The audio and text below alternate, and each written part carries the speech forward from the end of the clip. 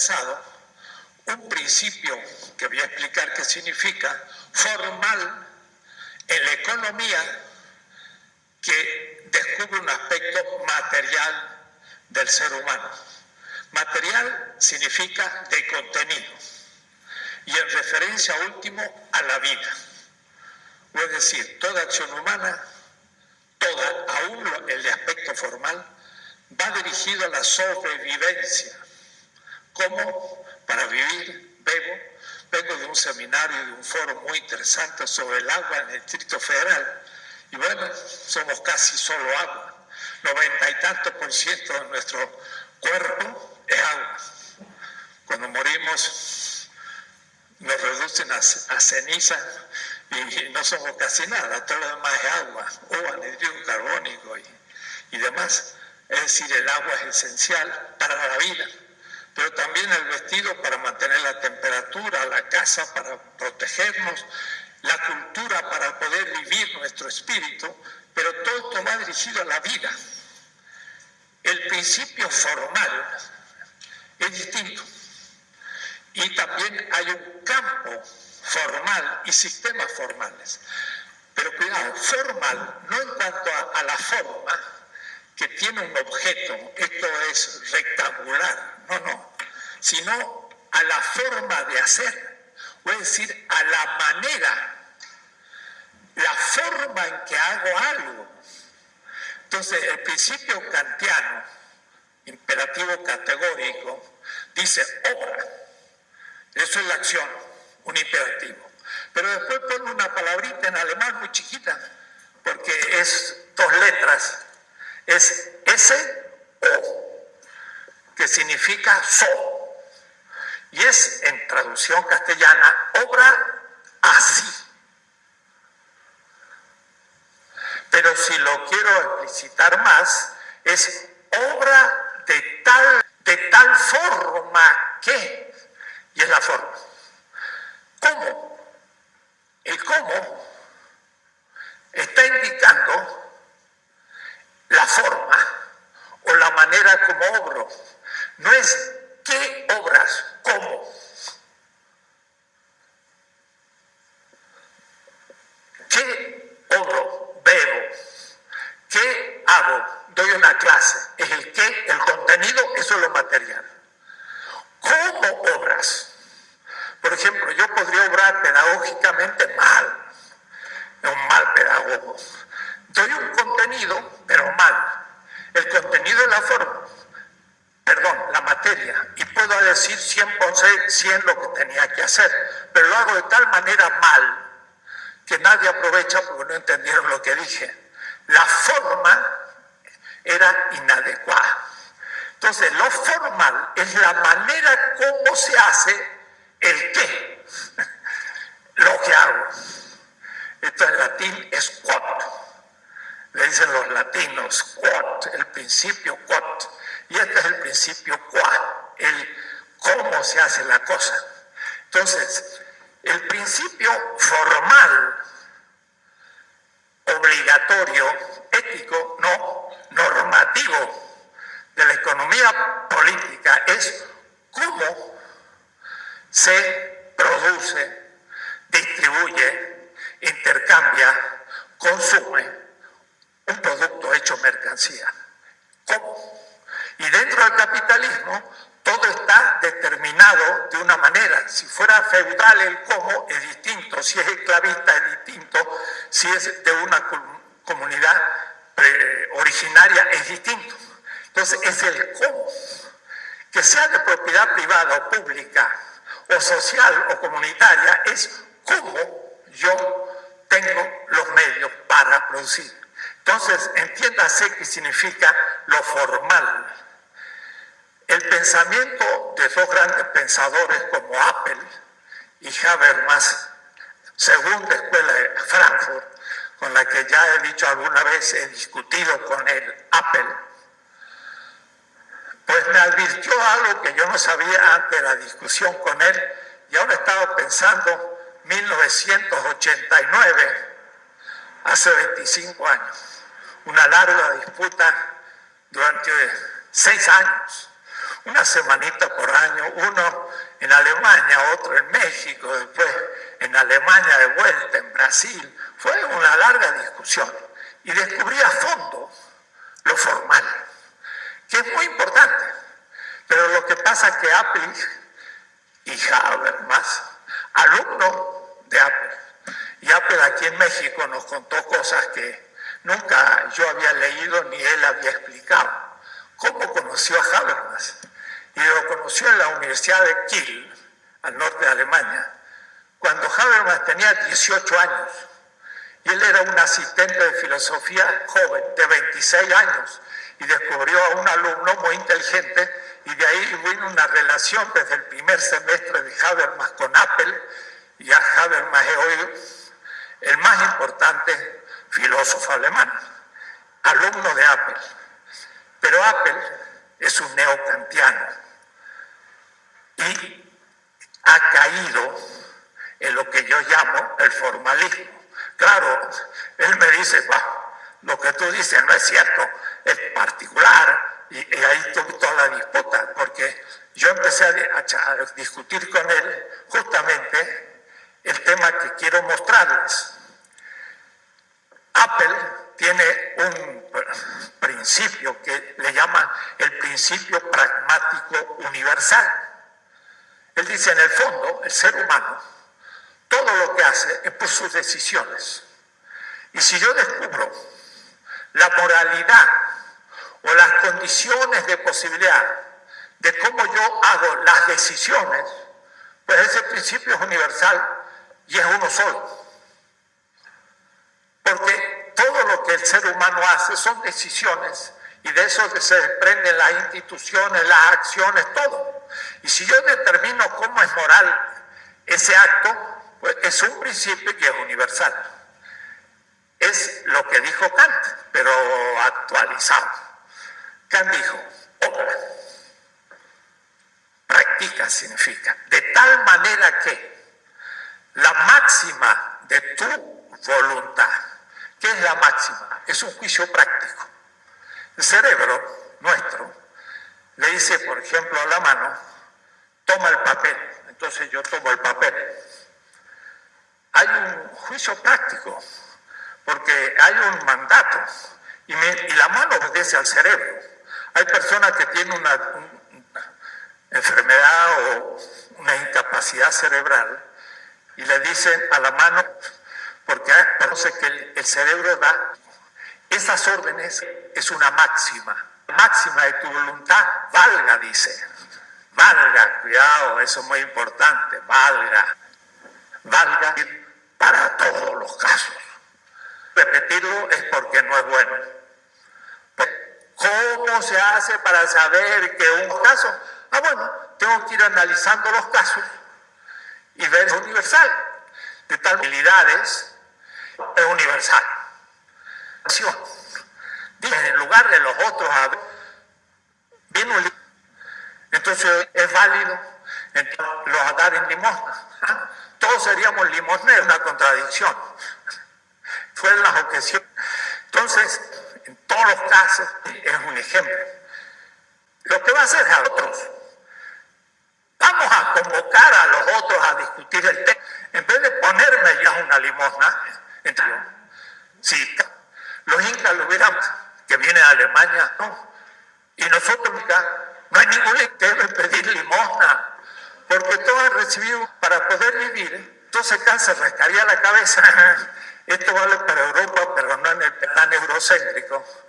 Se dan cuenta como lo pensaba para una cultura, pero no era nada, se vale para Europa, hasta su antropología y las razas, mostrando su eurocentrismo.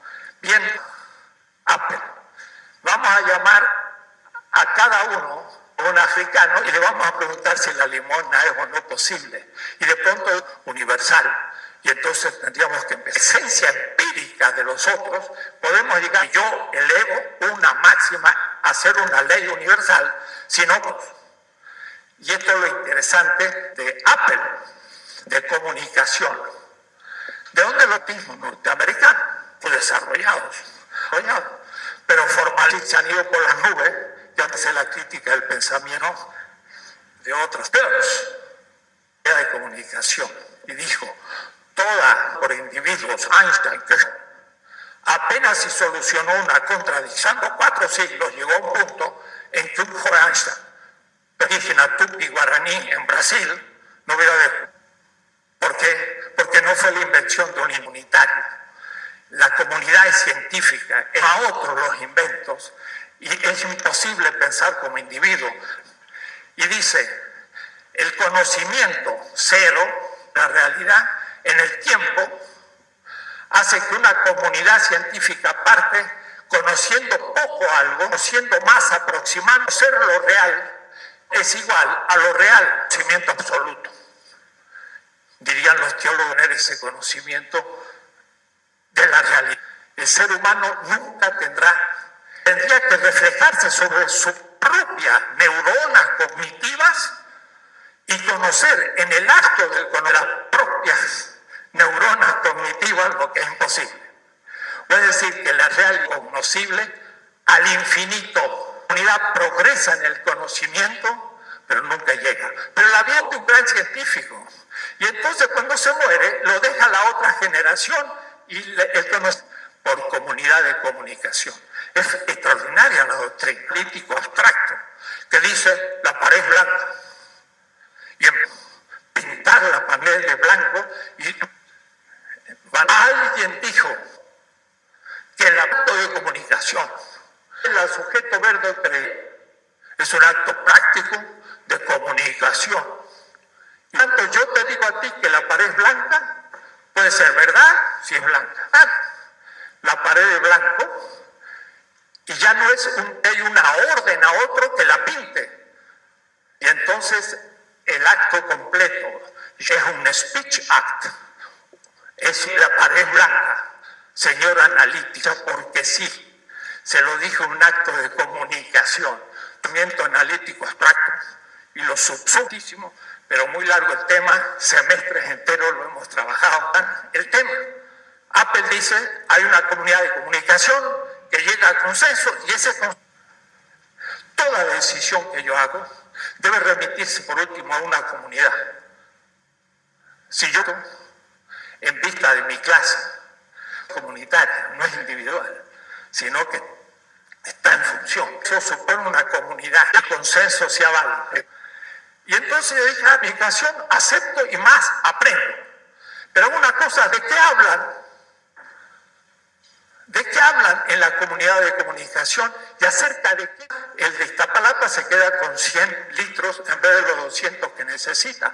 Y entonces, un ingeniero dice, vamos a distribuir el agua, pero no lo hace con equidad.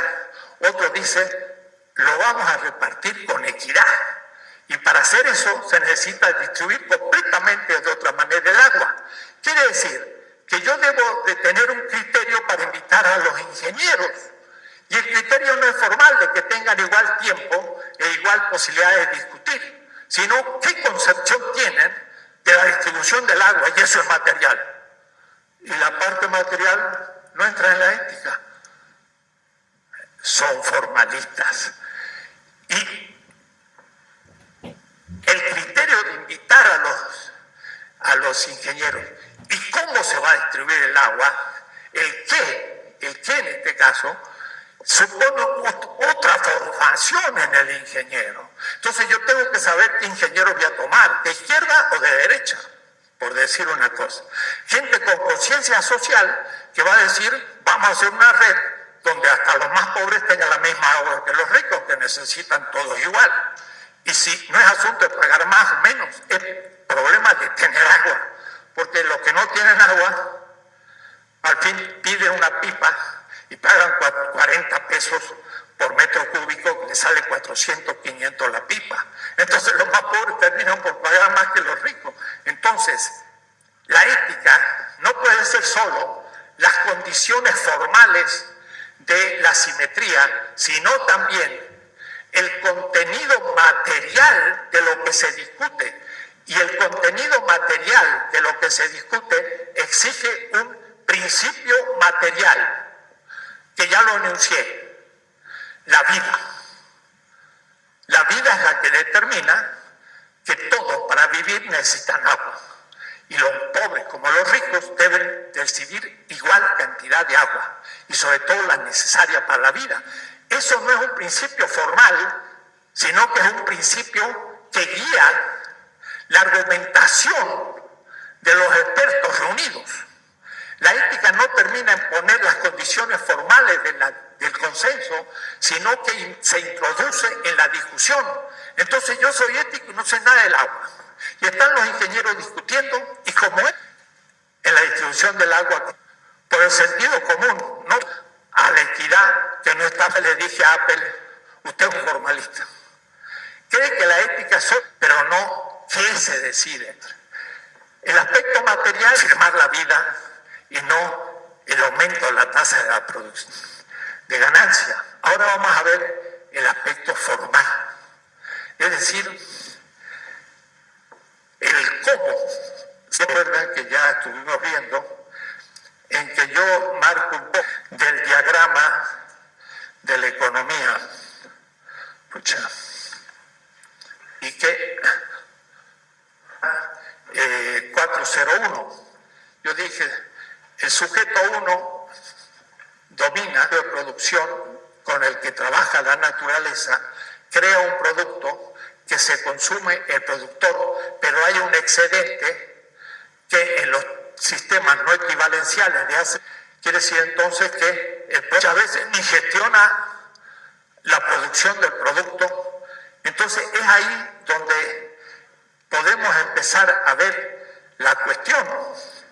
Hay una comunidad económica material. Y ahora vamos a ver las condiciones formales o el modo como produce esos productos.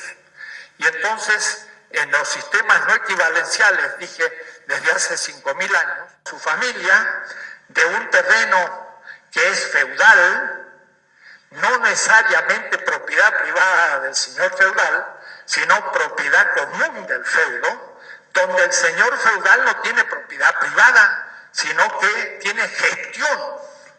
Y si el señor feudal, como les dije, se va del feudo, no vende el feudo ni compra otro, sino que queda como cualquier ciudadano fuera del feudo, sin ningún derecho, y se va a la ciudad a ver qué hace el señor feudal. No se puede llevar la riqueza, le queda a su hijo o a otro noble que ocupa su lugar.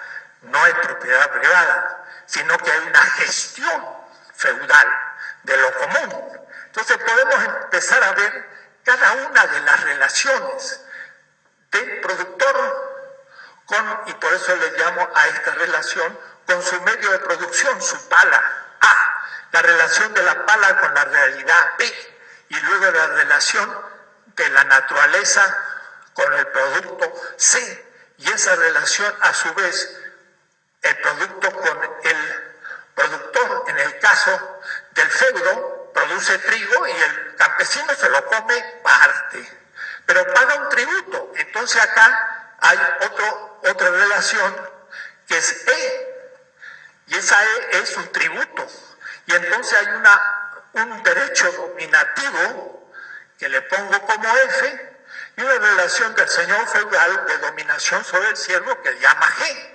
Si eso lo aplico al esclavismo, ¿qué pasa? Hay un señor libre que tiene esclavos, y este sí domina completamente al esclavo, es su propiedad, no solamente lo domina, es su propiedad, tiene propiedad del medio de producción, tiene propiedad de la naturaleza, del producto, del excedente y de todo, porque es el esclavismo. En el capitalismo hemos visto que hay un señor burgués que, siendo libre y teniendo el capital, tiene una relación de asalariado y por lo tanto le paga un salario, pero lo domina. El medio de producción es, sin embargo, del capitalista. La naturaleza es del capitalista porque ha comprado el campo. El producto es del capitalista. ¿Qué le paga? Parte del producto que se llama salario. Y el plusvalor se llama excedente, que se lo apropia. Todas las relaciones son distintas. Y el socialismo real, ¿cómo fue? Terminó por ser lo siguiente. Un grupo es el que gestiona la economía, que mal que bien, miembros del partido o de la burocracia. El obrero no tiene una relación de asalariado capitalista, recibe también un salario, pero el salario es parte de su producto, no es un salario, es un valor que se le da para que lo use sobre su sobrevivencia. El excedente no es plusvalor, pero hay un excedente en su trabajo. ¿Quién lo tiene como propiedad? Bien público, el Estado, pero la gestión la hace la burocracia y no ha sido elegida. Por lo tanto, el obrero no gestiona la producción en serio. Sí lo hizo en Yugoslavia y en parte ya lo veremos. Entonces, quiere decir que aún el socialismo real vuelve a caer en un tipo de alienación, que en este caso, por ser burocracia, es un tipo de organización política no democrática, no digo no liberal ni no capitalista, democracia en su sentido fuerte, que hace que la burocracia gestione el sistema y el obrero en el fondo se dice, tú eres el gestor, pero los planes indican claramente cómo funciona la empresa y cómo esa empresa va a entrar el producto en el mercado y cómo ese mercado va a ser regulado también por la burocracia y no por el obrero. Y entonces va a haber un tipo de dominación, no como la capitalista, con otro criterio, aumento en la tasa de producción, etc. Que es entonces que en estos casos tenemos propiedad privada, medio de producción, naturaleza, producto en el capitalismo, y en cambio propiedad pública, estatal, de la medio de producción, de la naturaleza, del producto, como el capitalismo, del excedente, y el obrero va a tener la colaboración en la empresa productiva y ya veremos cómo. Entonces podemos describir con ese esquema distintos tipos de organización en los cuales esto que he descrito son distintos tipos de alienación del trabajo. Porque el trabajo es del productor con respecto al medio de producción y la naturaleza. Uno es trabajo asalariado, que no se le da todo el valor de su producto, y en el otro es un trabajo planificado en el que tampoco tiene el obrero mismo una gestión directa de la producción, que le iremos viendo de a poco. Entonces, ahí tenemos una descripción primera para situar el asunto. ¿Cómo entra el asunto de la razón discursiva o el principio formal? El principio formal va a entrar en el modo como se gestiona la comunidad o la empresa productiva. En esa participación simétrica o no de la comunidad, en donde se toman las decisiones que pueden ser consensuales o impuestas. Si son impuestas, no son democráticas. Y si son impuestas, algo le falla. En el capitalismo, ¿quién impone las decisiones? El propietario, el empresario. Y los obreros realizan. En el socialismo real, ¿quién impone el imperativo? La burocracia que planifica. En Venezuela se habla de la participación, pero la participación es la que planifica y no es pública, es social. Y empieza a planificarse desde la comunidad del barrio, la comuna o la aldea. La gente planifica sus necesidades y la solución de sus necesidades. Y luego la comuna y la provincia y el Estado tiene que ir planificando de la sociedad. Por lo menos eso es la legalidad del proceso y el ideal. Todavía no lo ha podido realizar. Pero la planificación no queda en manos del Estado ni de una burocracia. La planificación queda en manos de la comunidad política de la base, en el barrio, y en México diríamos de la delegación, después, y después del país. Y eso es una función de participación política de un Estado nuevo. Quiere decir que no del Estado, el plan quinquenal de Stalin, que además técnicamente era imposible, porque Stalin tenía que contar con los dedos las variables, y si metía 10 variables después de un cierto tiempo se le complicaba tanto la cosa que los planes eran una aproximación lejanísima. Y además Katorovich habla de la planificación perfecta. Planificación perfecta, se puede pensar, vamos a hacer la planificación perfecta, pero sería como conocer la realidad cabalmente. Tendríamos que ser una potencia divina, infinita, que si yo escupo en el suelo, ya cambia la realidad y tiene que incluir en el plan mi escupida, porque esto podría hacer resbalar al presidente y se cae y se mata, y mire qué problema, cambia la historia. Eso tendría que haber sido planificado. La planificación perfecta, dice Popper, es imposible, de acuerdo, pero la planificación relativa es posible, no perfecta. Pero además, ¿quién planifica? ¿La burocracia o la gente? Y la gente en un sistema del Estado liberal no funciona. Un nuevo Estado donde la gente, por participación, gestiona la participación.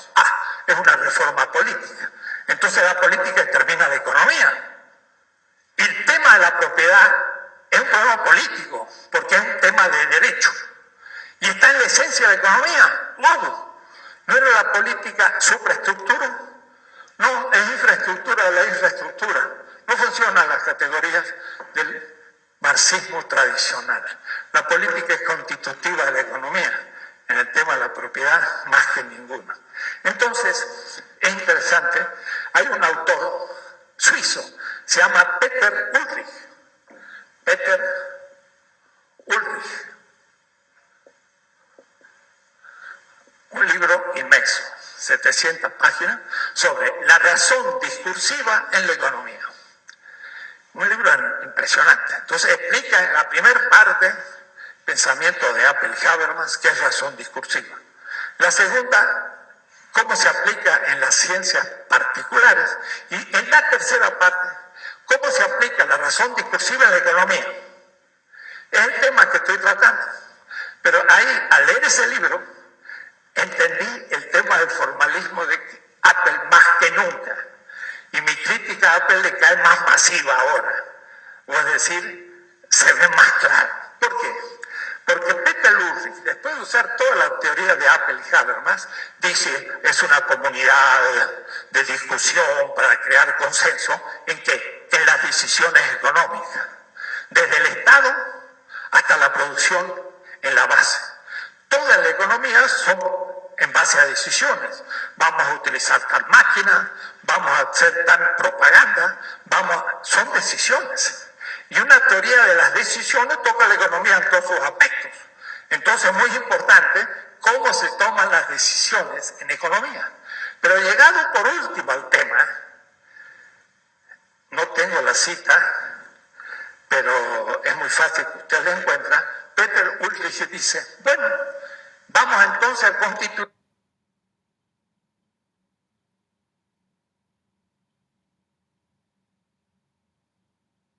parte de la comunidad discursiva.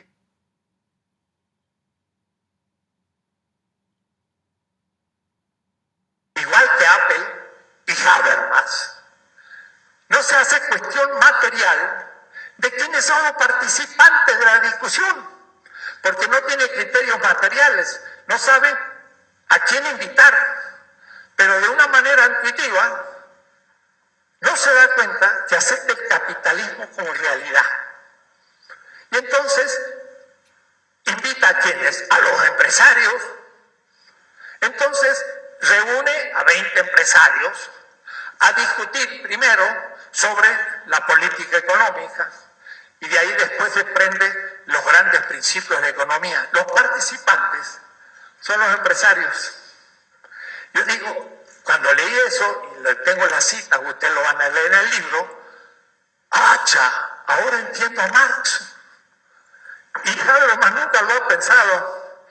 No sé si ya podrá leer lo que yo estoy diciendo cuando se traduzca al inglés, pero si lo lee, va a recibir un mazazo, porque su abstracción formalista, nada mejor que en la economía se muestra que es formal. Yo digo, sí, usted invita para discutir y llegar al consenso a los empresarios, Me parece muy bien. Pero ¿qué tal si en vez de invitar a los empresarios, invitamos a los obreros, que forman parte de la comunidad productiva? El señor Bimbo es uno y tiene 10.000 obreros. Bueno, organicemos esos 10.000 obreros por sectores y discutimos cómo se produce el pan Bimbo, cómo se produce el Boeing, que es una cooperativa, que ya son los obreros. Si en vez de tomar al propietario, que es uno, tomo a los obreros, es Marx, el señor Habermas, porque se aplica 100%. Van a ver la cuestión. Marx les indica a Ulrich que se ha situado a un nivel de invitar solo a los empresarios porque es capitalista, sin poder criticar al capitalismo porque no tiene un principio material para criticar al capitalismo, porque solo tiene un principio formal del consenso a partir de la igualdad de los participantes. Entonces, si todos los empresarios tienen los mismos derechos, el consenso es válido. Y si cada uno de esos participantes es un dominador, ¿va a ser válido el consenso? Si tiene debajo de su pie a todos sus obreros, no es válido, porque es también oligárquico. Y si participan sus obreros, ahora sí estamos. Pero, dice Habermas, tiene que haber simetría en la participación. Y por eso que la gran discusión con Apple era atribuir al otro iguales derechos en la condición de posibilidad de la argumentación.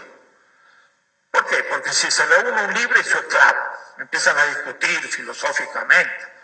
Y el esclavo de pronto dice, mire, quiero discutir con usted, señor, mi señor, el tema de la esclavitud. Entonces el señor, que es muy magnánimo y muy filósofo, le dice al esclavo, bueno, discutamos. Y el otro demuestra que la esclavitud es injusta. Tiene que liberarlo. Pero dice, cállate y anda a trabajar, porque él tiene propiedad del otro. Para que pueda haber igualdad, tiene que ser libre y no esclavo para discutir sobre la esclavitud, como condición de posibilidad. Porque si no, la argumentación fue un juego formal. Cuando se llegó a la aplicación, no se aplica porque era asimétrica las condiciones de empezar a hablar. Y bueno, si un obrero discute con su patrón, le da permiso para cómo se limpia la fábrica, cómo se usa el mejor trigo para el Bimbo, cómo se corta el pan, cómo se distribuye. Pero cuando llega al punto de exigirle otras cosas, el patrón dice, bueno, terminamos la asamblea, continuamos mañana. Y la decisión última la tomo yo, porque tengo la propiedad. ¿Y los otros qué van a hacer? Entonces no hubo simetría en la argumentación, señor Habermas. Para que hubiera simetría, vamos a ver qué tiene que pasar. Pero entonces, veamos un poco lo que dice Marx. En la página 248, ahora estoy más lejos del texto, porque no tengo mi atril. Y entonces se me hace más difícil esto, porque como les digo, no soy hormiga y tengo 2 manos. Dice Marx, individuos que producen en sociedad, la empresa es una comunidad productiva, o sea, producción de los individuos socialmente determinada. Este es naturalmente el punto de partida. El cazador y el pescador, solos y aislados, con los que comienza Schmitt y Ricardo, parecen a las imaginaciones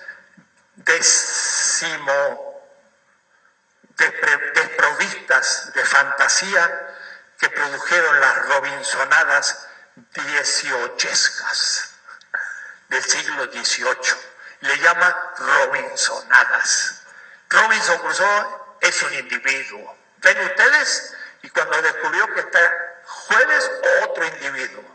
Les he dicho más de una vez, Robinson no nació solo, se perdió, señor Schmitt. Él le llama Robinsonada a todo el pensamiento moderno, desde Hobbes a Locke y Kant, y también a los economistas de Schmitt, Ricardo, Malthus, hasta Hayek. Y dice, en esta sociedad de libre competencia, cada individuo aparece como desprovista de lazos naturales, es decir, de comunidad. Entonces, yo hago un esquema y muestro el tema. El tema es que alguien me borra porque con una mano no puedo. Agarra el pizarrón que no se te cae. El tema es que las categorías iniciales del pensamiento político, Hobbes, Hume, etc., y económico moderno, son fetichistas, en el sentido que no son reales, sino construcciones ideales que parten del capitalismo a su vez idealizado, y que claro, después lo fundamentan porque partieron de ahí. Entonces, miren cómo hace Adam Smith, parte de un individuo aislado, uno, que produce un producto, el cual lo pone en el mercado como una mercancía, y un otro individuo solo, solitario, hace un producto 2 y una mercancía X, y después entonces se intercambia, uno le da al otro y este a aquel la propiedad, pero la propiedad es un problema del derecho de nuevo. Es decir, que la economía está transida de derechos ya como punto de partida, se compra y se vende. Comprar es tomar algo de otro, apropiarse y tener derecho a esa apropiación. Eso es político. Entonces el derecho es intrínseco a la economía. No pensé que la economía sea la infraestructura y la política la supra, siento que es constitutiva. El fetichismo consiste en inventar estos individuos aislados. Más muestra que 1 y 2, o el S1 y el S2 del esquema económico, ya es una comunidad o alguna relación siempre. Y por lo tanto, entonces ya son individuos cuyo producto de alguna manera ya es social. Y no es en el momento del contrato para poder comprar y vender que se logra la socialidad, o en la política, la sociedad política de un individuo uno con el 2, sino que la comunidad era el a priori, no el fruto del contrato. Y siendo comunitarios en su origen, intercambian y necesitan un contrato, pero este contrato es 2, no el 1. Es un contrato explícito y hasta legal de una comunidad, inevitablemente punto de partida siempre. Aún en el capitalismo, que va a pensar en individuos abstractos, pero al fin son ingleses y hablan inglés y forman parte de tal familia. Entonces no son individuos, son comunidad. No es el contrato posterior al intercambio lo que constituye la socialidad de la economía, sino que la sociedad de la economía es el punto de partida. Olvidarse de la relación del individuo con la comunidad es una relación A, comunidad, con B, el individuo. Y cortar esa relación es absolutizar un término, y el fetichismo es absolutizar lo relativo. El individuo es relativo a una comunidad, y si lo separo es un absoluto, y eso es fetichismo. Quiere decir entonces que los conceptos fundamentales de la economía política liberal hoy son fetichismo, son categorías nebulosas inventadas para justificar al propio capitalismo, de cuyo sistema crean las categorías y hacen un círculo. ¿Cómo no va a fundar el capitalismo si ya como punto de partida fueron capitalistas?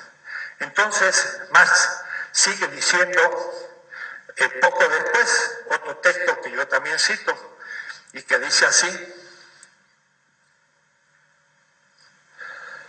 las relaciones de dependencia personales, comunitarias, son las primeras formas sociales. Eso significa el punto de partida, pero no es en la historia, sino siempre. La independencia personal fundada en la dependencia respecto de las cosas, en la forma moderna, es la segunda. Idealmente, piensan que personalmente cada uno es independiente y dice, la libre individualidad fundada en el desarrollo universal de los individuos y en la subordinación de su productividad comunitaria, Gemeinschaftlich, no dice colectiva, más nunca usa Collektivität, usa comunidad. Es un comunitarista, diríamos así, pero no de los comunitaristas norteamericanos. Social, como patrimonio social, constituye el tercer estado. Entonces Marx dice, partimos de la comunidad, y ahí había solo comunidad. En la modernidad se capta el concepto de individualidad y se hace un concepto fetichista y se olvida la comunidad. Vamos hacia un concepto que integra a los dos. La plena individualidad moderna, no negada, en la plena comunidad, inspirada en el pasado, pero también ya diferente, porque es poco individual. Es decir, que vamos a una realidad nueva de la integración del individuo con la comunidad.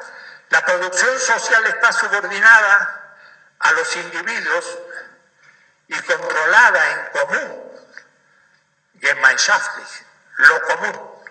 Apunten esta palabra porque vuelvo después. Lo común, por ellas como su patrimonio.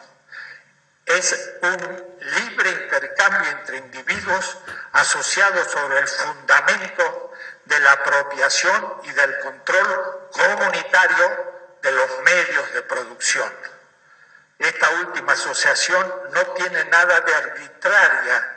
Ella presupone el desarrollo de las condiciones materiales, en el sentido que yo explico, y espirituales.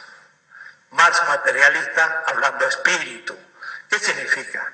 Que esta integración del individuo con la comunidad es el fruto de un crecimiento civilizatorio, si me permiten. Y lo voy a tomar como punto de partida. Hasta los medios electrónicos hoy están produciendo este desarrollo de la humanidad. Los individuos empiezan a tener más conocimiento que antes. Hasta los últimos campesinos empiezan a enterarse tiempo real de lo que acontece. Y esto es muy importante porque van a poder ser gestores del proceso productivo, ahora los productores, no solo los empresarios, como participantes de una élite cultural, cuando el obrero era completamente ignorante y no podía llevar a cabo muchas veces la gestión por no conocer los procesos. Quiere decir que hay un proceso histórico que permite esa nueva etapa. Y en el texto de la página 250 voy mostrando 4 etapas. La primera, que sería justamente la concepción de la relación interpersonal de los miembros de la comunidad productiva, debería ser originariamente concebida como intersubjetividad. Nuestra subjetividad es intersubjetiva. Eso sería largo, pero al mismo tiempo comprensible. El sujeto humano, yo, y ahora me auxiliaré de Freud, tiene en su constitución al otro y la sociedad como punto de partida. Yo soy, sin quererlo, mi padre y mi madre, mi familia, mi pueblo en mi tiempo. Así como hablo una lengua colectiva que aprendí desde los primeros pasos, esa lengua constituyó la estructura de mi cultura. Y ya yo podré aprender el japonés y el chino, pero voy a hacer punto de partida castellano. La intersubjetividad constituyó. Si mi madre no me quiso, ya me deforma de tal manera que a la realidad la veo de una manera negativa. Y mi madre está dentro de mí negándome. Y eso está difícil de llevar. Si mi madre me quiso, me siento amado, me siento positivo y puedo tener una posición transformadora. Hay determinaciones. Entonces, las instituciones, por ejemplo, el matrimonio monógamo, puedo decir que es una institución que está frente a mí, pero al mismo tiempo la monogamia está dentro de mí porque fue mi padre y mi madre. Si fuera polígamo mi sistema, funcionaría de otra manera el concepto de maternidad y paternidad. Las instituciones están delante, objetivas, pero al mismo tiempo están detrás, constituyendo mi subjetividad. Quiere decir que la comunidad no es solamente empírica de mucha gente, sino que mi propia subjetividad es intersubjetiva. Así que ahora tendríamos que darle mucho más razón lo que dice Marx de lo que él mismo pensaba. El segundo aspecto, ya lo he dicho, que Marx llama justamente fetichismo a ese aislamiento de los individuos como punto de partida. No voy a dar más tiempo. El tercer aspecto es como los productores no entran en contacto social hasta que intercambian los productos del trabajo, entonces para Schmitt, en ese intercambio, como dije, cobran la socialidad. Y en cambio Marx va a decir, no, ese contrato no es lo que nos da la socialidad, sino que la socialidad está como punto de partida y hay que empezar. Y entonces dice, el carácter fetichista del mundo de las mercancías se origina en la peculiar carácter social del trabajo que produce mercancías en el capitalismo. En el capitalismo, entonces, como el individuo venía del feudo, siglo XII, XIII, y llega a la ciudad, cortó con la comunidad. Y parece ser que como de la nada, un Robinson se presenta ante el maestro que hace espadas y le dice, me da de comer y puedo ayudarlo, bueno, venga para aquí. Y entonces es un aprendiz que hace las espadas del señor feudal. Ese aprendiz parece que surgió de la nada, no tiene comunidad, es como un oaxaqueño que llega al Distrito Federal y que pide trabajo. Bueno, la gente ni sabe ni de qué comunidad viene, ni qué lengua es, además habla mal castellano, es ignorante, y no se da cuenta que es bilingüe. Y el que está hablando se cree muy sabio, pero apenas si sabe una lengua, el otro sabe dos o tres, y entonces cree que viene de la nada. Viene de una comunidad y ha sido desarraigado. El carácter social desarraigado no es lo mismo que ser un individuo abstracto que nació solito. Entonces, Marx dice, está todo mal planteado, ha perdido su sentido.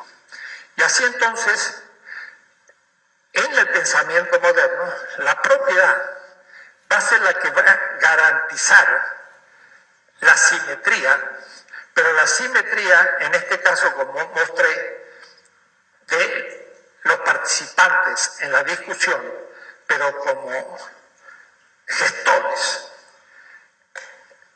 Marx hablará otros temas, pero lo dejo para no hacer demasiado largo. Y voy entonces a enunciar el principio formal de la economía. Debo decir que es la primera vez que lo aplico a la economía. No había pensado que la economía tenía que tener principios normativos, pero nunca lo explicité. Entonces, el principio formal de la economía, mire cómo lo describo, y es en la página 254 abajo.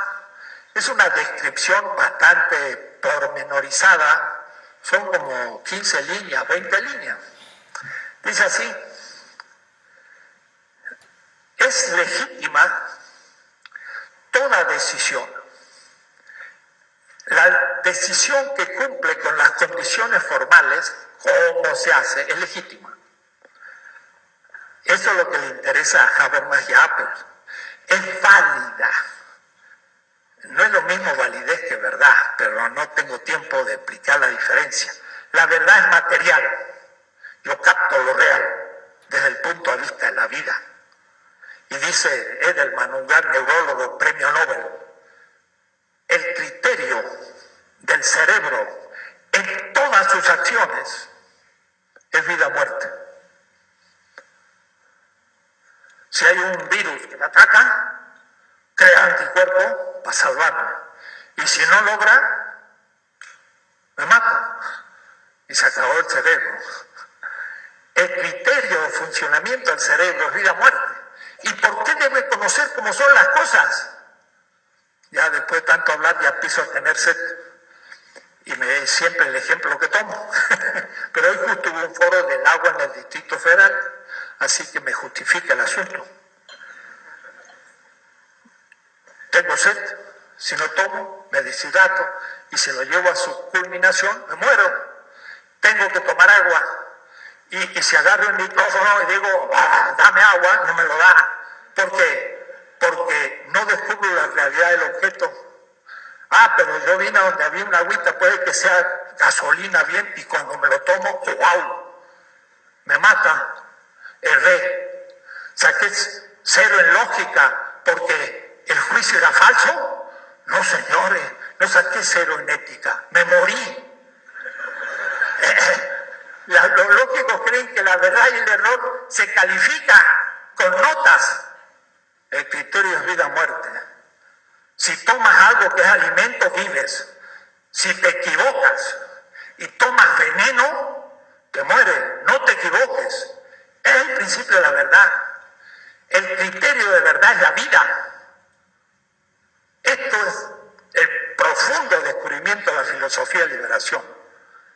Casi nadie lo ha dicho. Y en el pensamiento moderno actual, nadie. Recuperé un poco de mi vida y era agua, no veneno por ahora, no va a ser que lo tenga. ¿Se dan cuenta? O es decir, el descubrimiento de lo real no es para saber la verdad de lo real, es para que lo real me permita sobrevivir y por eso tengo que conocerlo.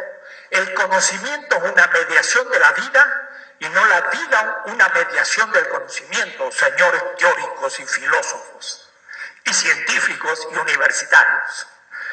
La universidad está hecha para la vida, no la vida para la universidad, es lógico, pero algunos se olvidan, absolutizan su principio.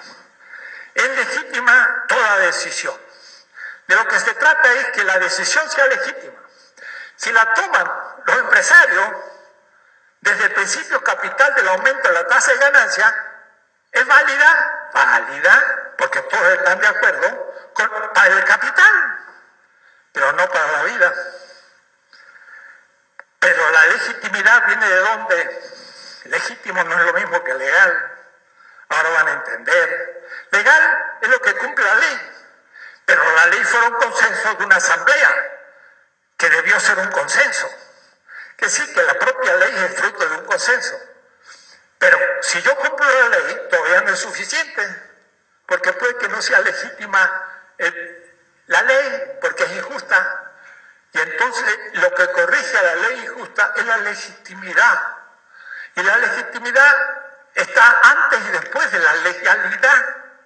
Es toda una filosofía del derecho que no puedo describir, pero también los formalistas son legalistas y un Kelsen es analítico. El fondo vertido del derecho es la Constitución. ¡Qué ingenuo! Una asamblea dictó la Constitución y puede revocarla. ¿Qué decir que la Constitución no es el fundamento, sino la asamblea? ¿Y la asamblea quién le eligió? El pueblo. Entonces el pueblo es la última instancia de la legalidad, señor Kelsen. No dan 2 pasos en la verdad, están todos confundidos en formalismo. Es notable. Bueno, todo el liberalismo es formalista.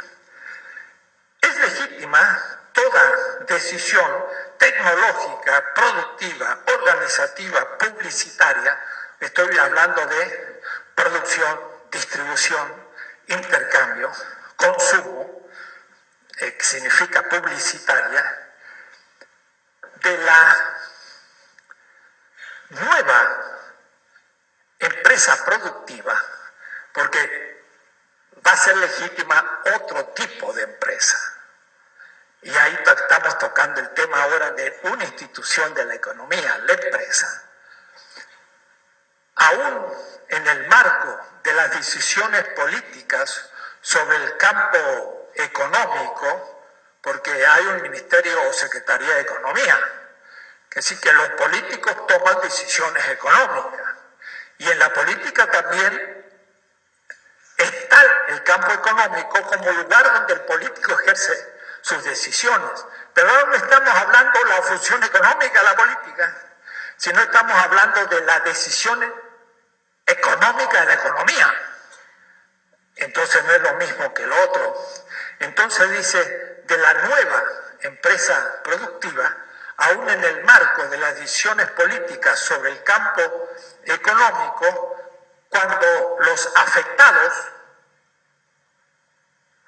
es legítima toda decisión cuando los afectados, trabajadores, empleados, etcétera, pueden participar de manera simétrica en las decisiones prácticas en todos los niveles de la producción, distribución, intercambio, consumo, etcétera, institucionales, siendo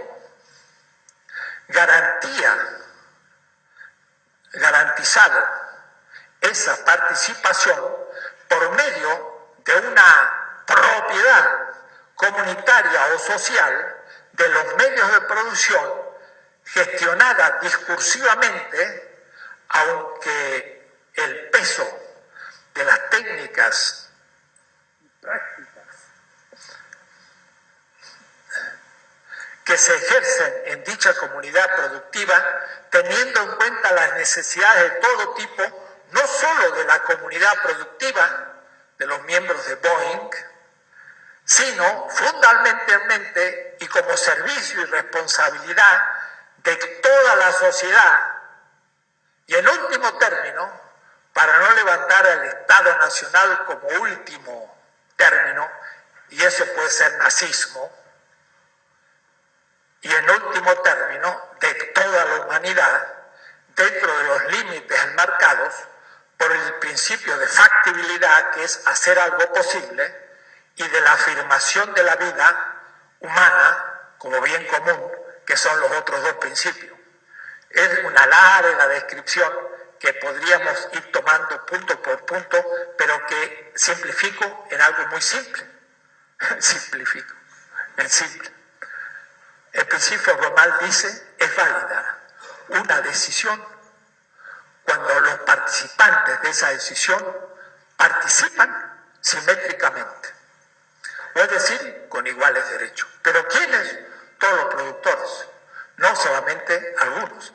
Pero para poder tener simetría, tienen que tener la misma relación con los medios de producción, con las decisiones de la producción y todo, y tener los mismos derechos de participación en todas las instancias, es lo que se llama justamente propiedad. Entonces, la propiedad común va a ser condición de posibilidad de la legitimidad de la decisión. Señor Habermas, le aplico a Habermas, pero no al nivel de los empresarios, sino de los obreros, y es Marx. ¿Quién hubiera dicho que salió un Habermas marxista sin saberlo? Él, más pensando que Marx ha sido superado, y ahora viendo cómo Marx supera a Habermas, porque le aplica el tema de la propiedad como condición de posibilidad de la asimetría de la argumentación y de la decisión económica. Me voy a centrar ahora un poco en ese tema. El tema de la propiedad y autonomía y libertad del individuo y su consensualidad. La propiedad privada no es solo privada, es exclusiva, es decir, excluyente. Y si uno empieza a leer desde Hobbes, sobre todo Locke, y después Hume mismo, van a ver ustedes que va a hablar Locke de la propiedad privada, pero también de la moneda. Y sobre ese principio de la propiedad privada va a desarrollar toda su política, porque el Estado de la Revolución Inglesa va a garantizar la propiedad privada. ¿De quién? De la pequeña burguesía todavía no mayoritaria ante el feudalismo, que era su enemigo, no era lo que vendrá después. Entonces, la propiedad privada de la burguesía garantiza, ya vamos a ver muchas cosas, pero está fundado en un individualismo metafísico del que he hablado desde el primer día, y por lo tanto entonces se opone a la colectividad productiva desde una propiedad estatal que será la del socialismo real, en la que hablará de una propiedad pública. Y entonces los venezolanos ahora tienen muy clarito que la propiedad pública estatal no tiene nada que ver con la propiedad social. Y hay muchos tipos de propiedad no pública y menos estatal. El problema del socialismo real que confundió la propiedad social o común con la propiedad estatal e hizo del Estado, gestionado por la burocracia, el punto de partida de la planificación y de todas las decisiones económicas. Entonces, peor que Habermas. Porque si Habermas por lo menos habló de la consensualidad, pero la puso a nivel de los empresarios. ¿Dónde la puso el socialismo real? En ningún lado. No hay consenso. O si hay consenso, es de la burocracia. Nada más. Y la burocracia es menos competente, hasta que los empresarios. ¿Por qué? Porque a veces ni saben nada del tema, lo nombran director de una fábrica y se enteran de lo que significa la producción de autos y ni conocían el tema. El que dirige una empresa de autos, por lo menos, estudió ingeniería y lleva decenas de años trabajando y llegó a ser el propietario. Así que en eso era mejor la gestión capitalista de una empresa que la gestión burocrática, no socialista, porque no era socialista, pero además que eran los socialistas, tampoco lo sé, vamos a ver. Entonces, esta es una determinación política de economía, porque la propiedad, vuelvo a decir, se determina claramente desde la política. Y el mejor ejemplo es Hegel. Es fantástico. Hegel tiene un libro que es ético-político y económico, porque él habla de los tres niveles. Él ha leído a Adam Smith en Berna, cuando era un joven graduado y preceptor de un rico feudal que le pagaba la educación de su hijo, y el pobre Hegel fracasado allá en Suiza, y su amigo y casi alumno Schelling, profesor en Jena, a los 19 años, el Hegel allá perdido, preceptor, cuando Schelling lo invita a Jena.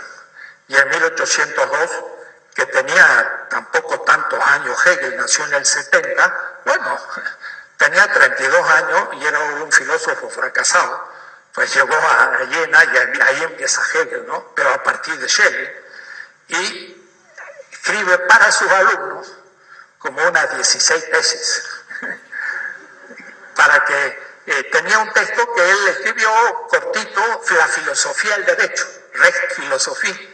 No crean ustedes que era un libro tremendo, no, era apunte para los alumnos, como la Suma Teológica de Tomás de Aquino, un libraco tremendo. No, era apunte para sus alumnos. Las cosas difíciles los dijo en las cuestiones disputadas, que están mucho más complicadas. Y cuando uno lee, dice, ¡bacha, qué tipo! Que se murió a sus 49 años, el tal Tomás, 49 años, y escribió una obra ciclópea. Duns Scotus murió a los 34 años.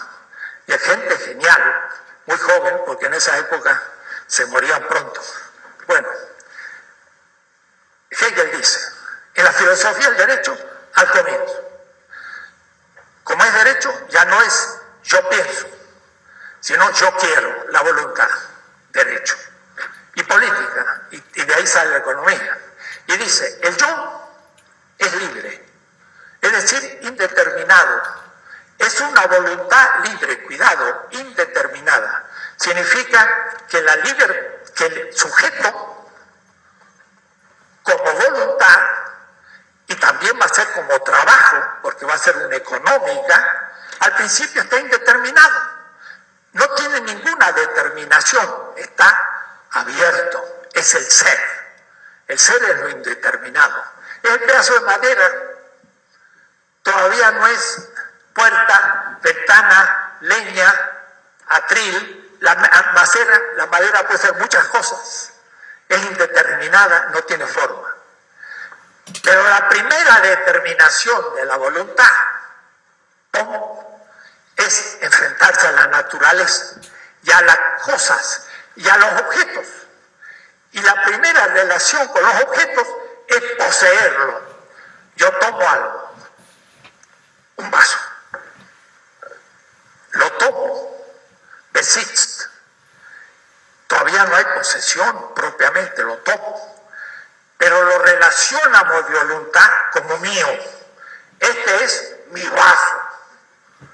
Y la miidad, la miidad, mío en abstracto, la miidad del vaso no estaba en el vaso, sino lo puso mi voluntad.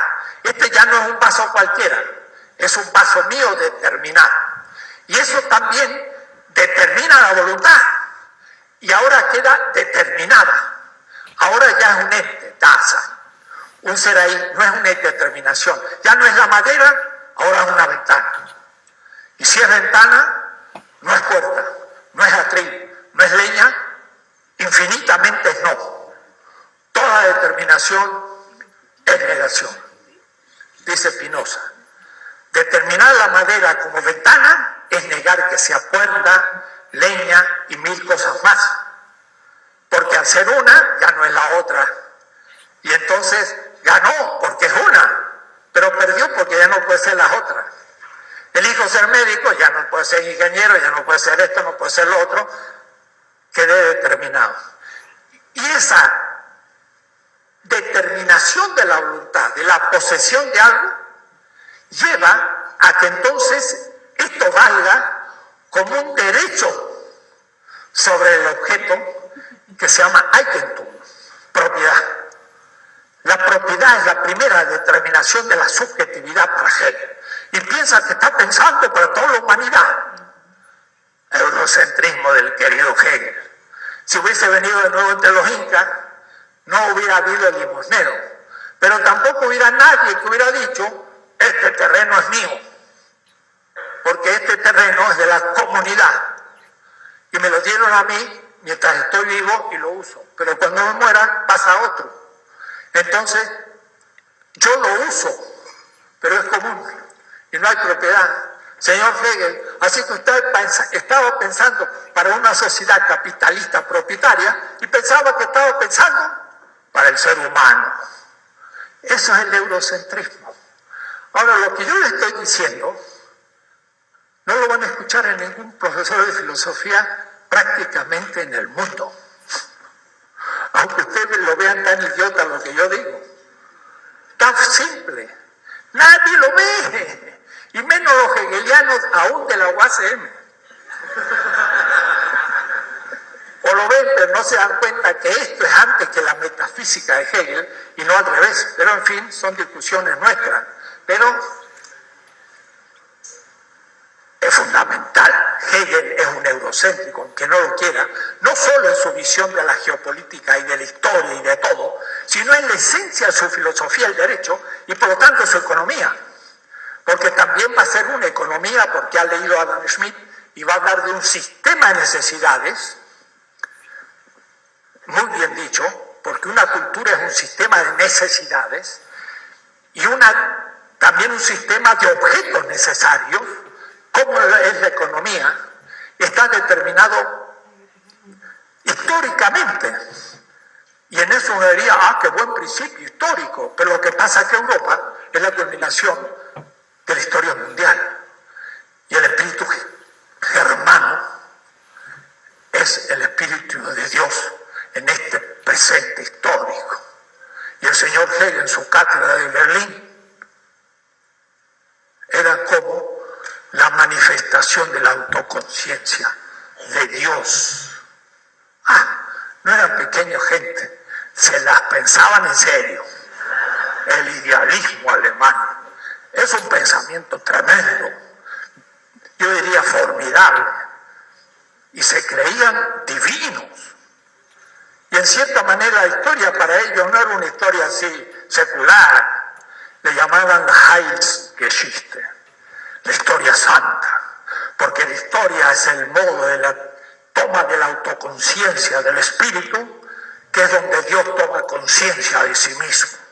Y partiendo de la China, que es un pueblo partida, punto de partida, la niñez de la humanidad, va a la India, va a los persas, va a los griegos, va a los romanos, llega a los germanos y llega a Alemania.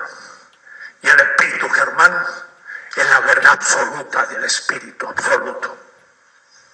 Chapeau. Dije yo en Frankfurt. Y yo en Frankfurt dando mis clases en Alemania. Y dijo, escuchemos las trompetas de Wagner. El espíritu alemán es la presencia del absoluto en la historia. Y todo el mundo se echó a reír en Alemania. Y vino un profesor de la universidad, pero que es de la India. Después de mi charla, conferencia, el ocultamiento del otro, no el descubrimiento, sino el ocultamiento. Fueron mis clases en Frankfurt y me dice, increíble, usted hay...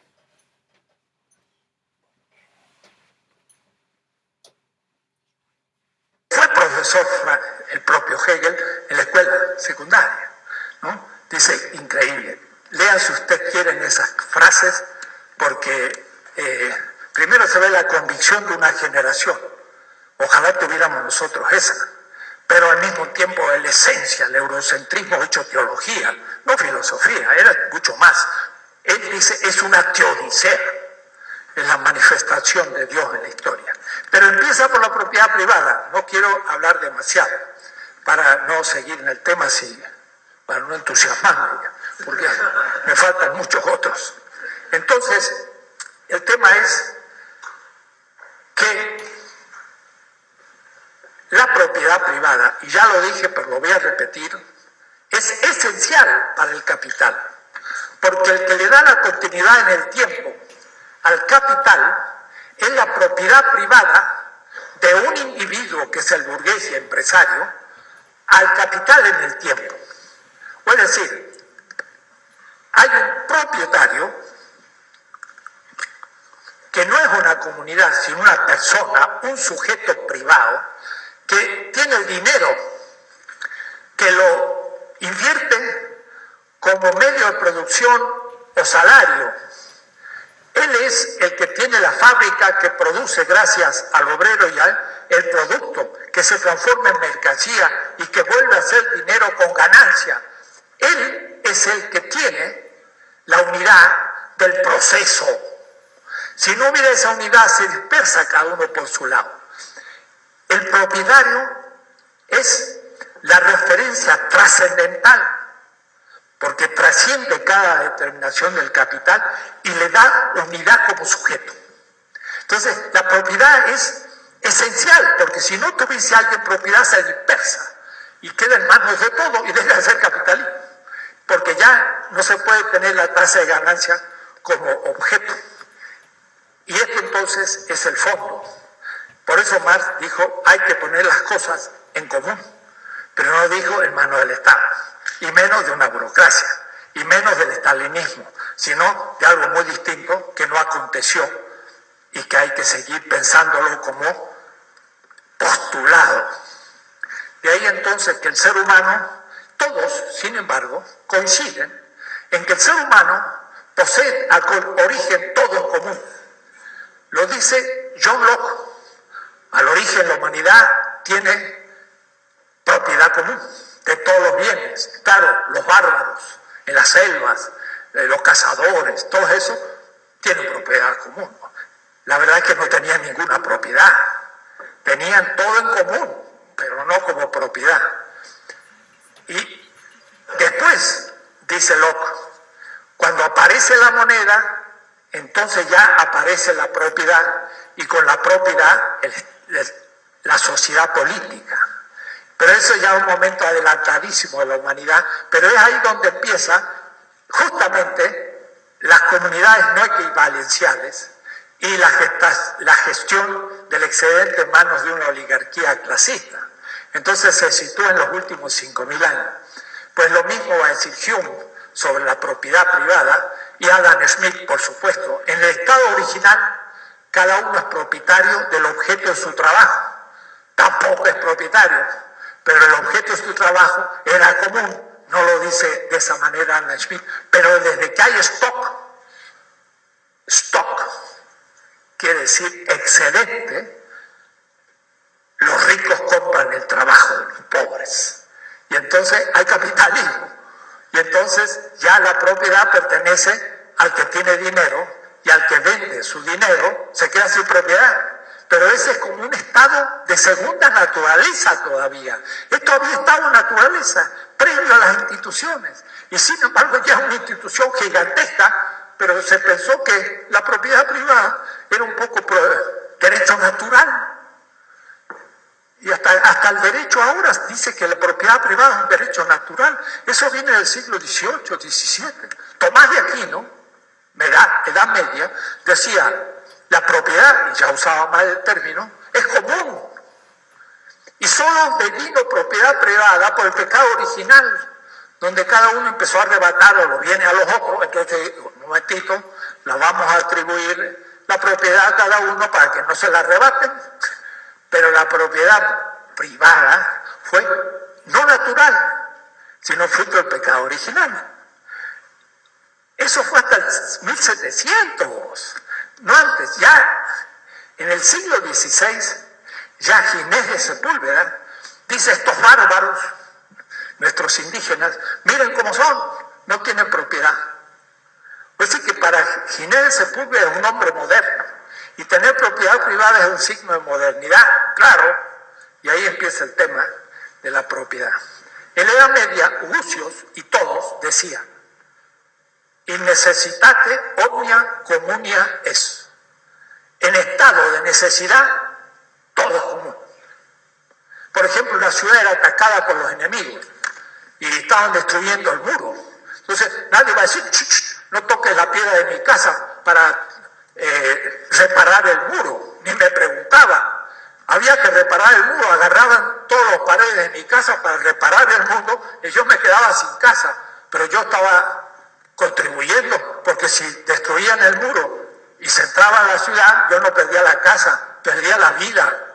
Entonces, en estados de necesidad, todo es común. Y bueno, estado de necesidad es también la pobreza social global. Ahora, ¿qué significa todo es común? Reorganizar la sociedad y organizarla de otra manera mejor. Lo propio y natural es lo común, no es la propiedad. Y ahí entonces, en la página 259, hay un texto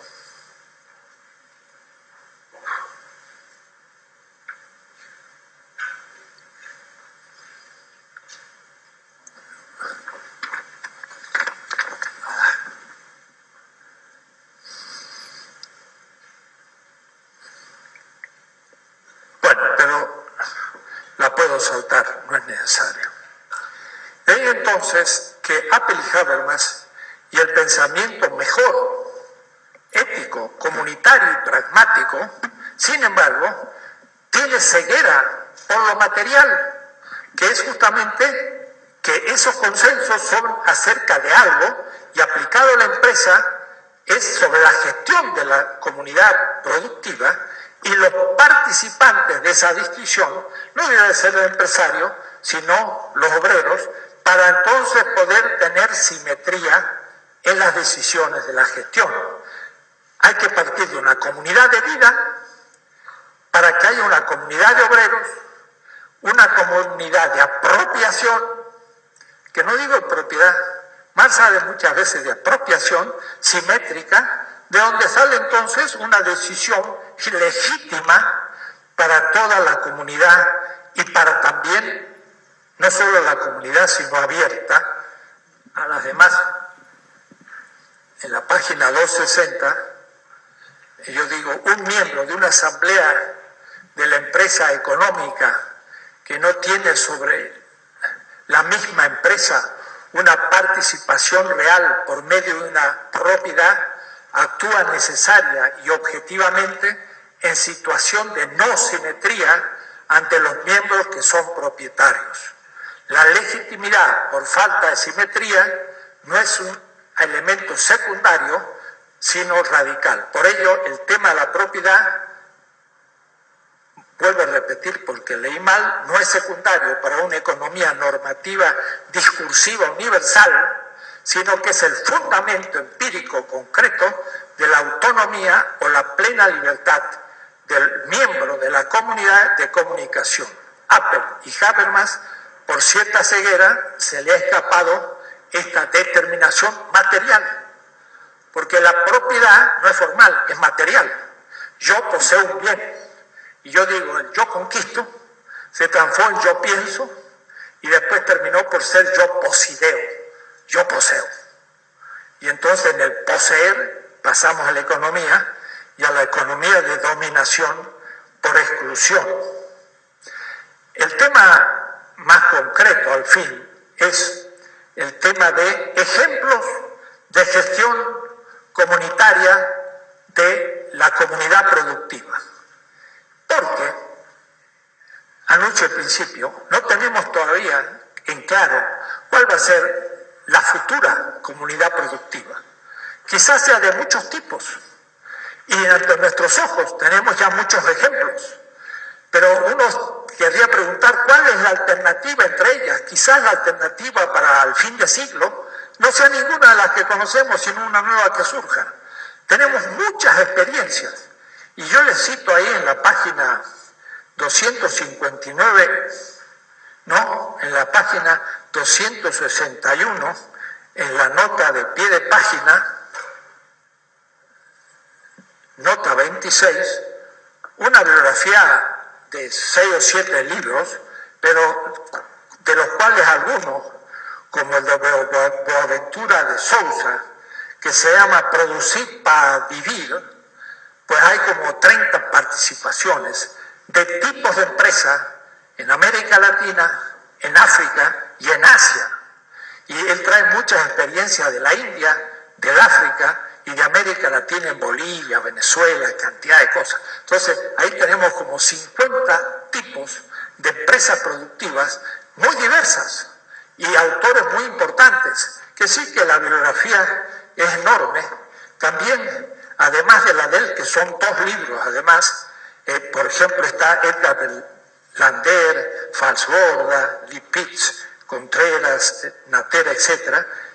La obra de Raceto, que son 3 tomos sobre la economía popular, es un autor chileno, repiensa la economía desde la economía popular. Entonces hay toda una teoría de la manera como se está trabajando en comunidades productivas, concretas. Y entonces en este parágrafo yo voy reuniendo todos esos materiales. Coraggio también tiene muchas experiencias, porque en épocas, por ejemplo, de suma crisis, en Argentina, por ejemplo, en la ciudad de Rosario, casi 40.000 personas de unos barrios periféricos hicieron toda una economía popular, imprimieron una moneda y empezaron a pagarse entre ellos con esa moneda. El médico aceptaba el pago en esa moneda y con esa moneda compraba el pan y la carne, y en fin, empezó a surgir una economía completa en ciertos barrios. Entonces Raceto, Coraggio y esto comienzan a ser una verdadera teoría de todo esto. Hay trabajos también de Franz Hinckelhammer,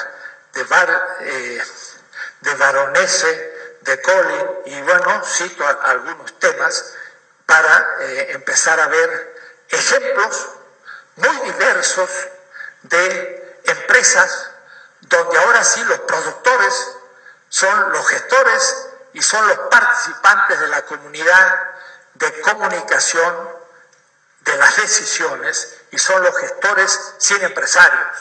Y entonces hay que empezarlas a ver, pero no diciendo esta es la solución. Yo creo que no tenemos todavía la solución posible. Veamos cómo están funcionando, y Aníbal Quijano, que introduce el libro de Boaventura de Sousa, Producir para Vivir, dice algo muy interesante al comienzo. Es un artículo como de 20 páginas a recomendar, porque es una teoría del asunto, y dice que en el siglo XIX se desarrollaron las ideas saint-simonianas de una sociedad de productores, ese es el tema, hacia la nacionalización propuesta por el Manifiesto Comunista de Marx y Engels, pero anteriores estuvieron las cooperativas de Owen y los falasterios de Fourier. Todo el socialismo utópico se basó en cómo podría organizarse una empresa no capitalista.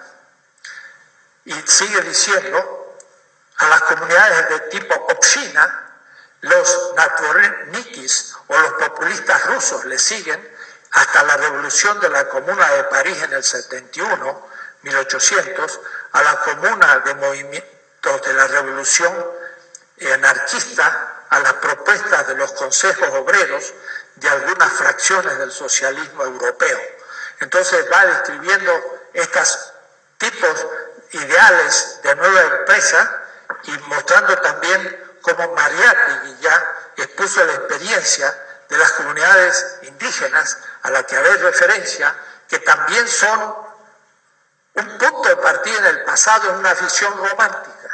Romántica no como palabra despreciativa, sino en el sentido de Michael Levy, que dio una conferencia aquí sobre el romanticismo de Marx. El romanticismo significa lo siguiente: tomar experiencias pasadas para repensar el presente en función del futuro. Y hay en cambio un romanticismo de derecha, que toma el pasado para criticar el presente y volver al pasado. Entonces hay ciertos movimientos que idealizan la Edad Media y lo critican con ello el liberalismo para volver en cierta manera a la Edad Media. No, uno puede ver las ventajas de una comunidad comunitaria contra el capitalismo para pensar el futuro. Esa es la manera de Marx. Entonces, Mariátegui también pensaba el pasado, no para retornar, sino para abrir criterios de futuro. Las comunidades originarias no pueden ser imitadas y tampoco son soluciones estáticas, sino que van cambiando. Pero tienen criterios y eso sí podemos estudiarlo y podemos de alguna manera imitarlo. Entonces, hay que tener una teoría de estas experiencias empíricas, pero no hay ningún ejemplo, pienso yo, por ahora generalizable. Yo diría, entre comillas, por la prueba y el error se abre camino la vida. El proceso de la evolución no tiene un proceso teleológico a priori, como lo pensaba Kant.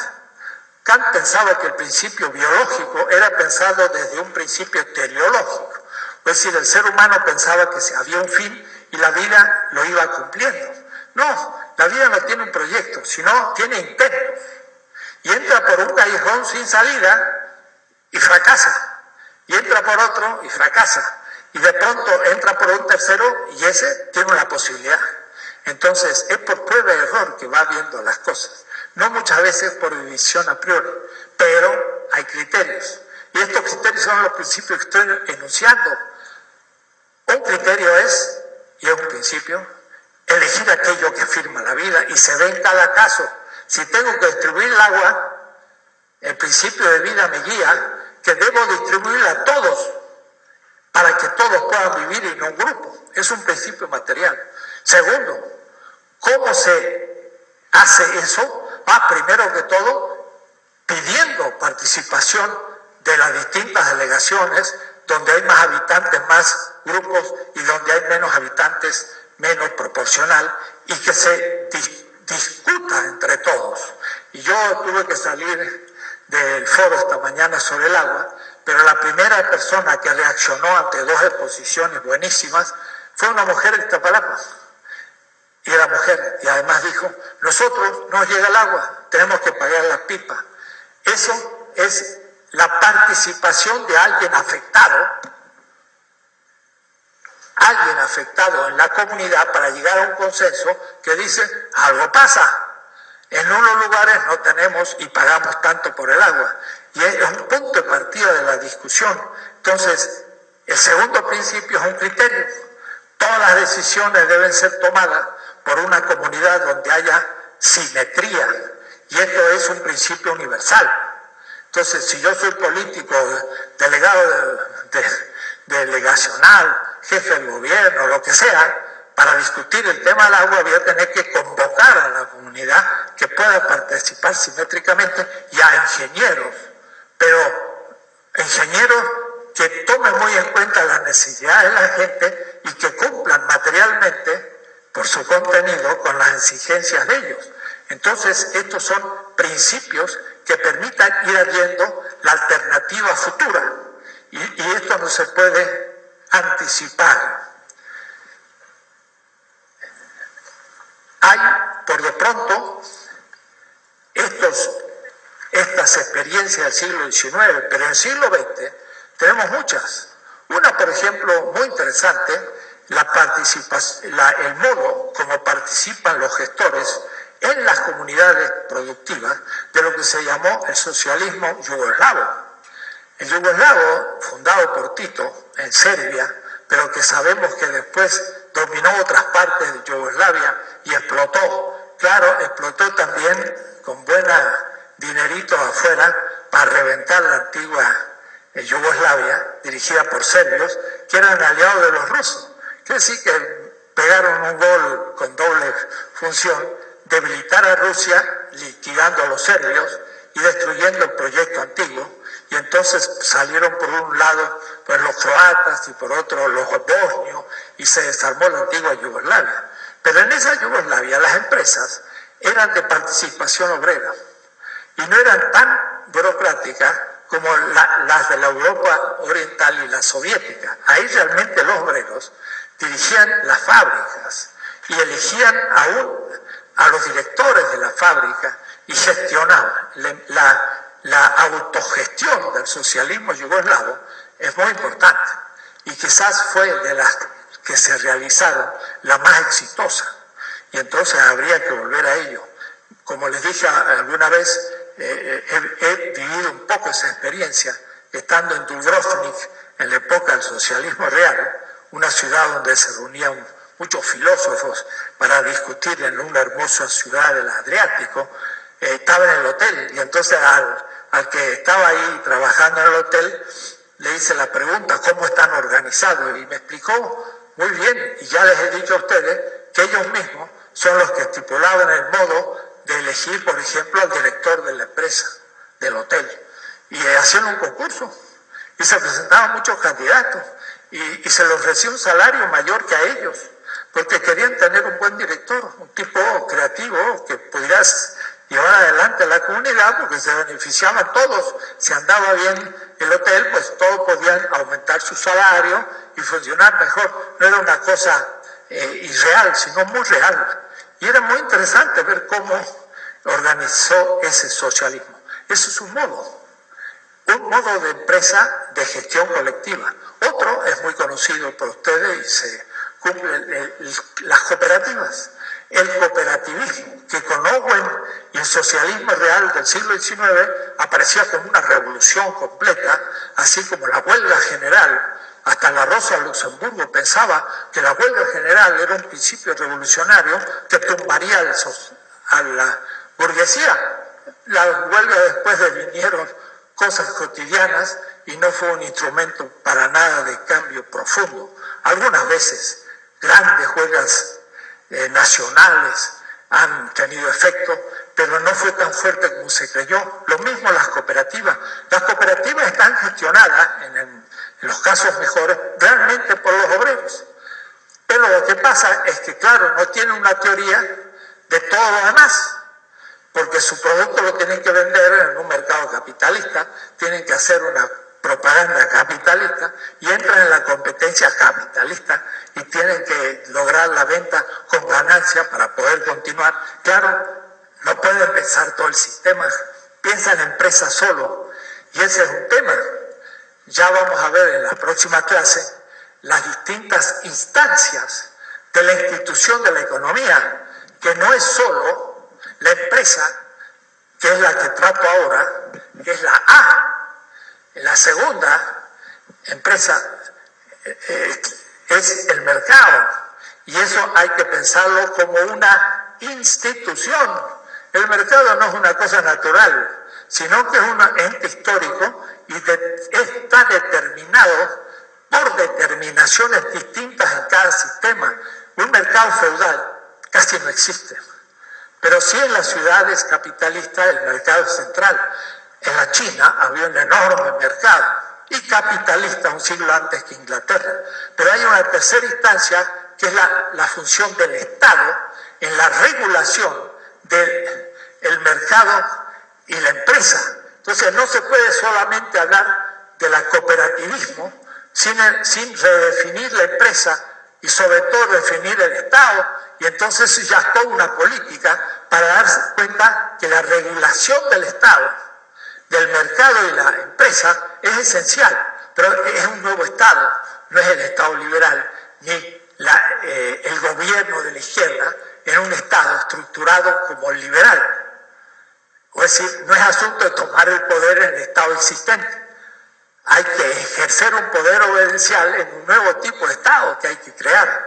Y por lo tanto la regulación no va a ser meramente el Estado, sino que el Estado tiene entidades provinciales, municipales y por último del barrio o del pueblo, y ahí hay democracia directa y participación, y un Estado participativo es el que tiene que regular. Entonces significa también una revolución política. Esto las cooperativas no lo puede ver. Entonces es una cosa muy interesante, es una práctica, pero una práctica que tiene sus limitaciones. La economía popular son esas que han surgido en muchísimas partes, es lo que hay más experiencias, y ahí pues por ejemplo la Self-Employed Women's Association gandiana de la India tiene millones de mujeres en un tipo de economía popular con la teoría del Swadeshi, que es la no violencia como principio metafísico, y realmente de una economía de producción y consumo de enormes comunidades en la India. Entonces ahí en la obra de Boaventura describe cómo puede hacerse una comunidad de este tipo, que a veces es por reciprocidad, meramente por trueque, y por aún una autonomía del mercado, pero también son experiencias cuasi utópicas muy interesantes, del cual hay mucho material.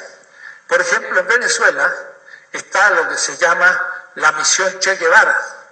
En Venezuela misión significa grupos de gente apoyados por el Estado en que cumplen ciertas funciones, y en la función de la nueva empresa comunitaria la ejerce la misión, es decir, el grupo Che Guevara, y entonces esa misión tiene por función, por un lado, comienza con la capacitación, formación e integración de trabajadores para poder mejorar el nivel técnico, ecológico y la gestión de la empresa industrial urbana. Se crean así nuevas fuentes de trabajo, se producen bienes que hasta el presente se importaban y supera la finalidad de la ganancia como fin del modelo productivo, reemplazándolo por otro en base a la solidaridad de los obreros, etc.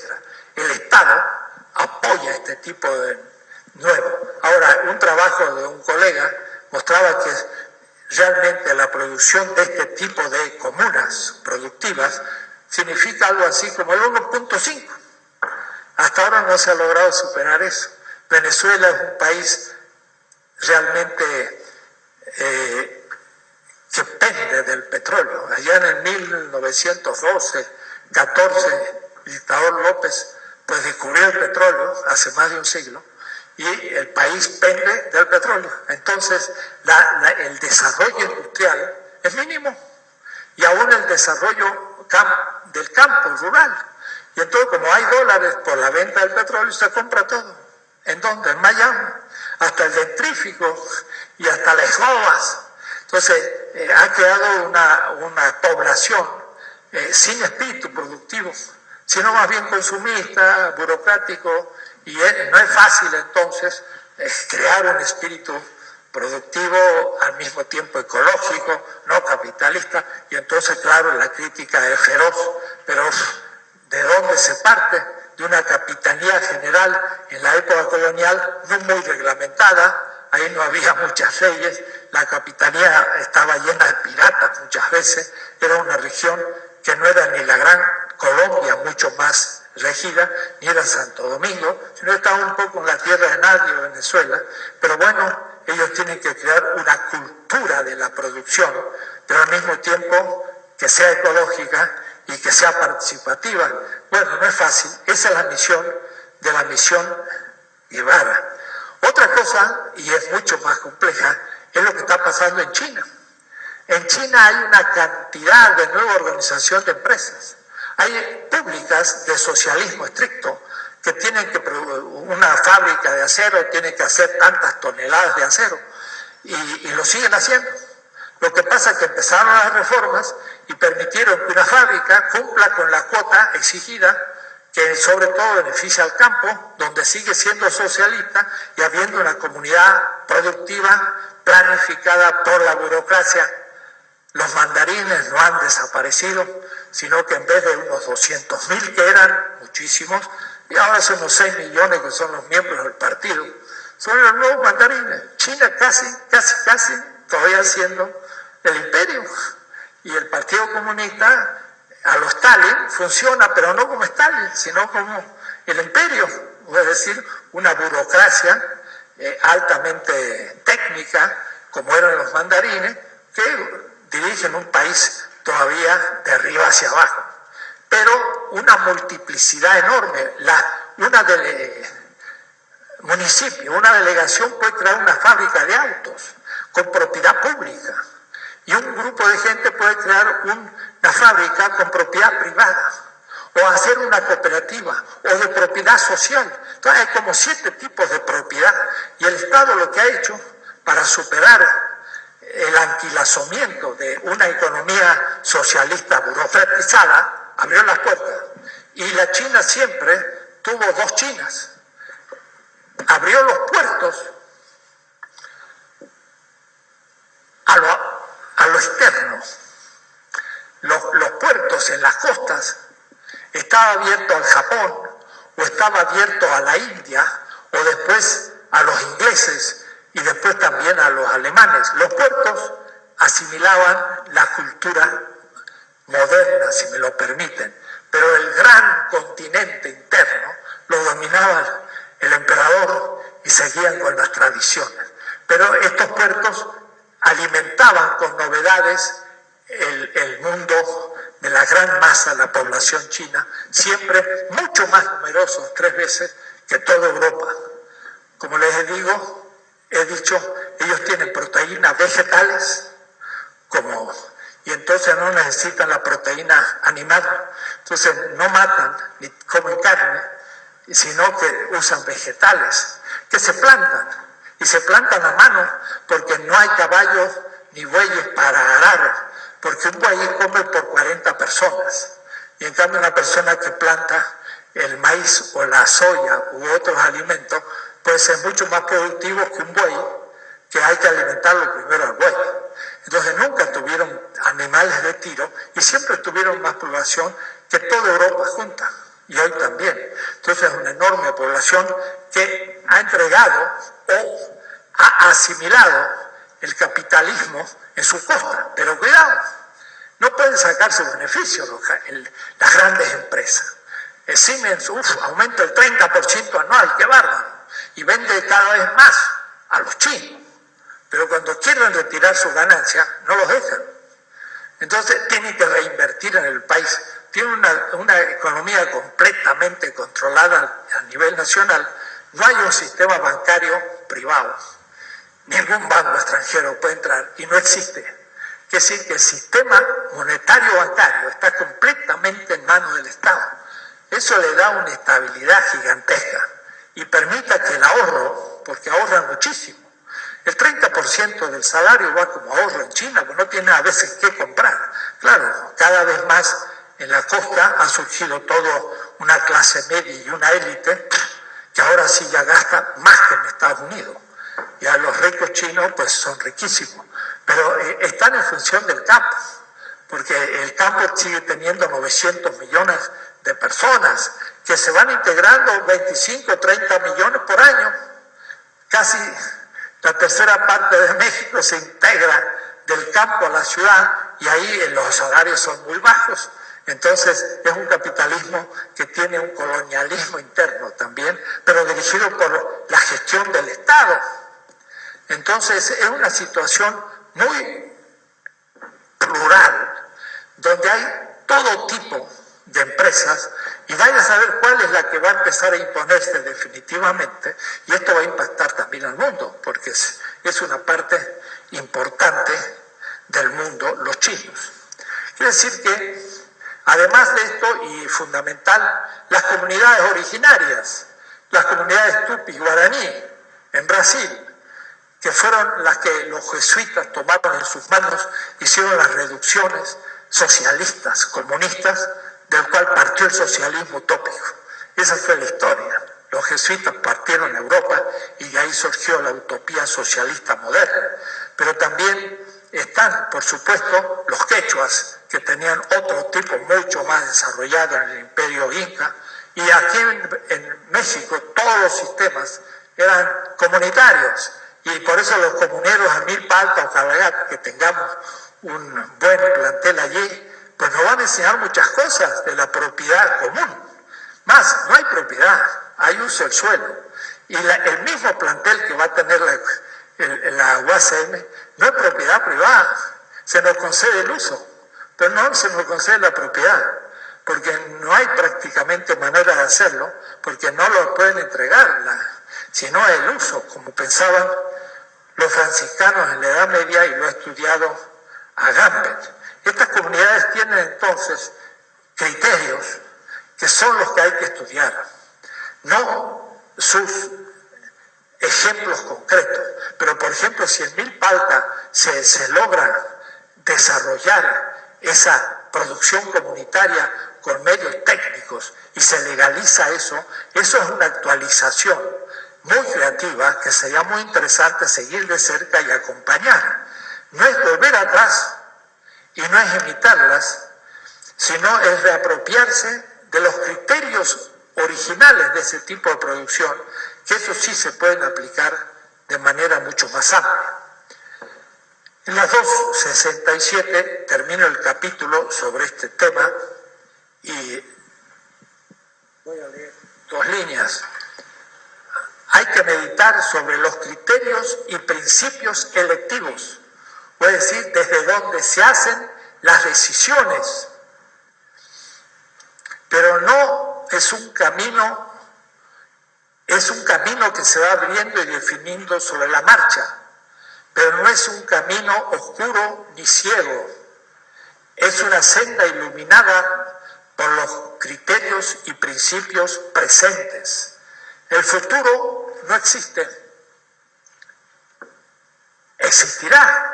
¿Qué es? Es el presente que viene. Como futuro no existe.